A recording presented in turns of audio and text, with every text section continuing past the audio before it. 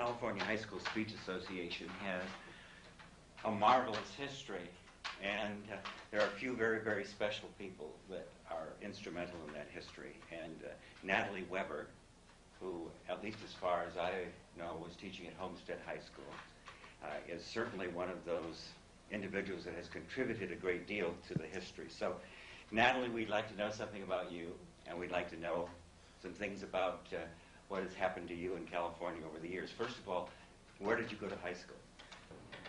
I grew up in Evanston, Illinois, which is a northern suburb of Chicago. I never knew that. Yeah, so I was born and raised there.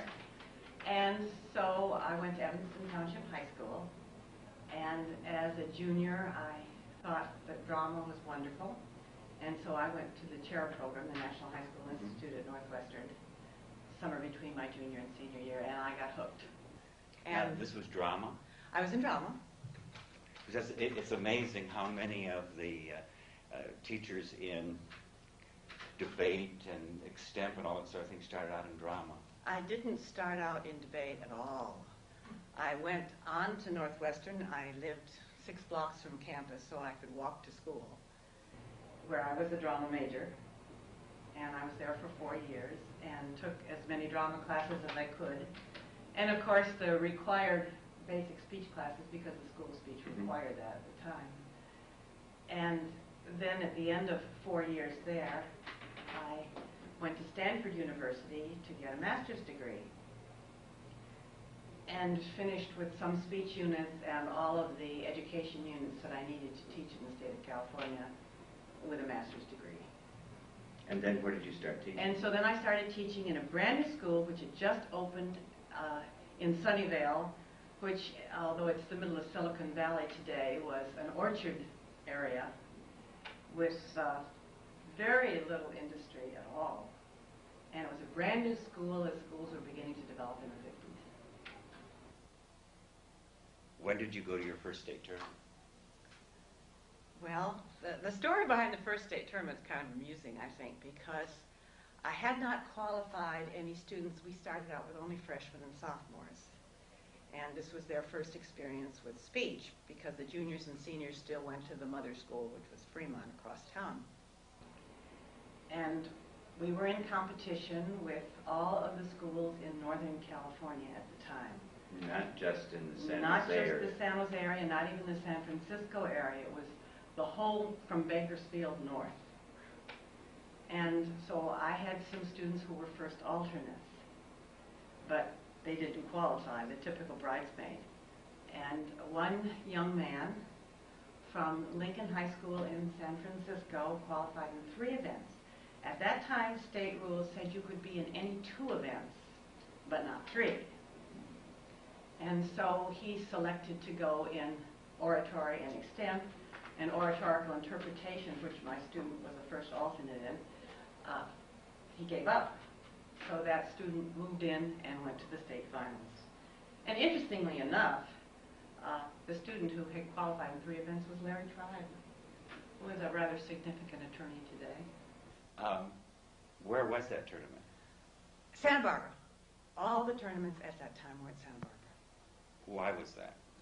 Upton Palmer, a staunch supporter of forensics, had supported a program at Santa Barbara for a number of years. I cannot tell you how long. It was run by Upton Palmer and his students, pretty much, so that the other teachers had little or no input. We went down there and judged, but we had nothing to do with the running of the tournament whatsoever.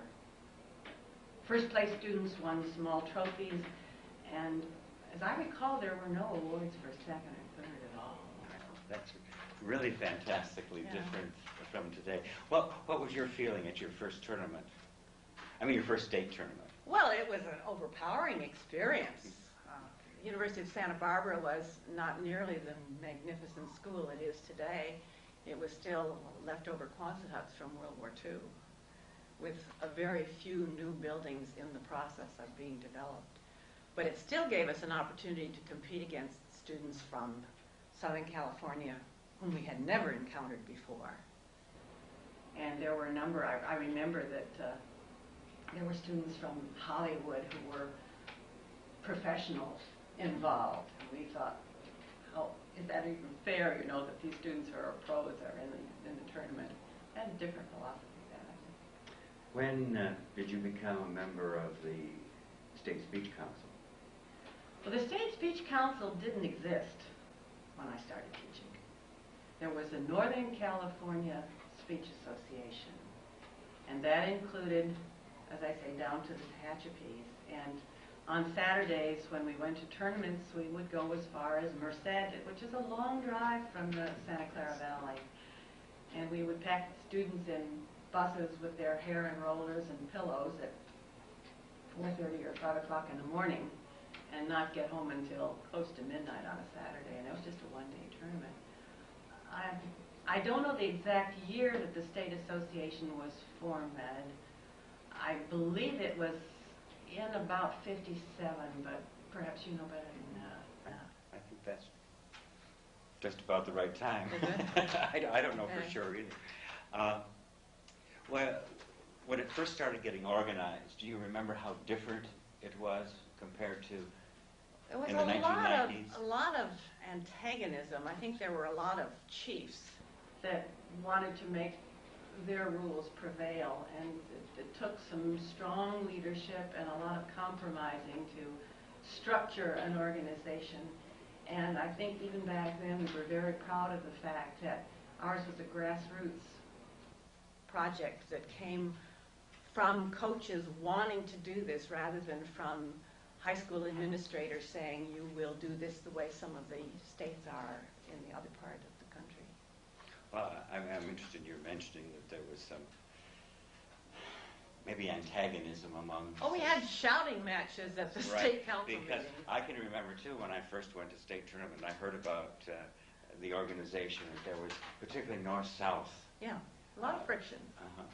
And big change now, Yes. don't you feel? And the association at that time was strictly for the running of the tournament. It had nothing whatsoever to do with curriculum.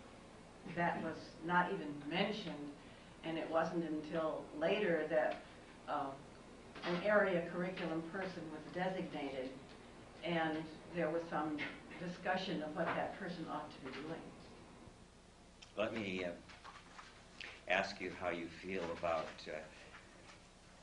the California High School Speech Association now as in the past. What do you think has improved, and what do you think we maybe have done wrong?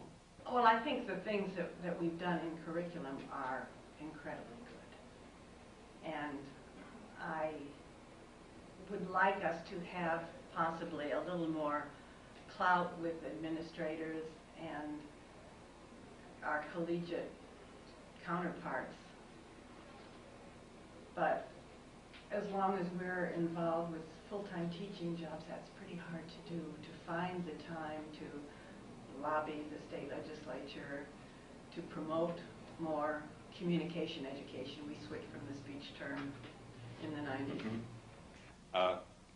Now, Natalie has, as I stated at the beginning, has been outstanding. I mean, you're a member of the California High School Speech Association Hall of Fame, and you're a member of the National Forensic League Hall of Fame, and you've had state winners and national winners.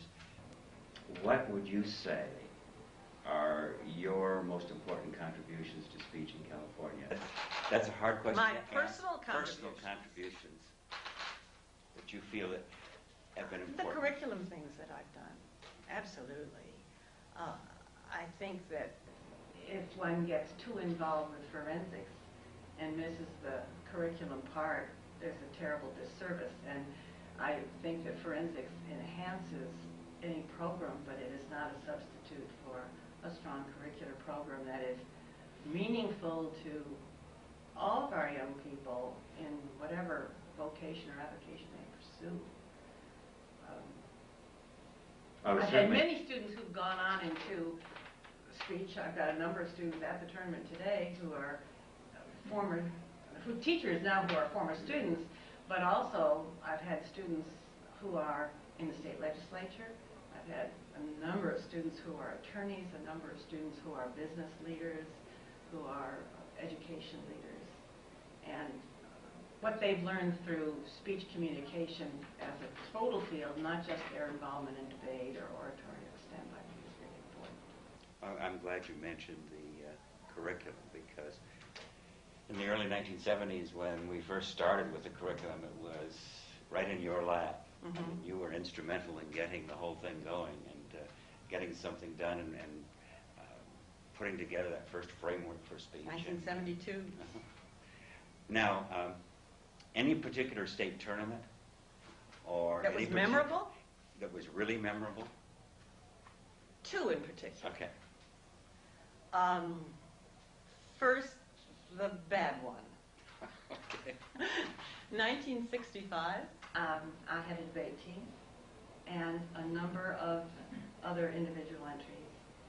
And because debate started the day before, I drove down with my debate team and a debate team from another school and a coach from the other school in a car a day ahead. And the following day, I had a mother driving a group of students.